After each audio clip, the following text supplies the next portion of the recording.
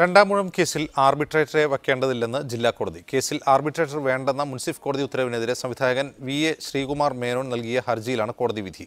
തിരക്കഥ ഉപയോഗിക്കരുതെന്ന ഉത്തരവും നിലനിൽക്കും. രണ്ടാമൂഴത്തിന്റെ തിരക്കഥ തിരികെ ആവശ്യപ്പെട്ട് എം.ടി. വാസുദേവൻ നായർ കോടതിയെ സമീപിച്ചിരുന്നു. തുടർന്ന് രണ്ടാമൂഴത്തിന്റെ തിരക്കഥ ഉപയോഗിക്കുന്നത് മുൻസിഫ് കോടതി വിലക്കി.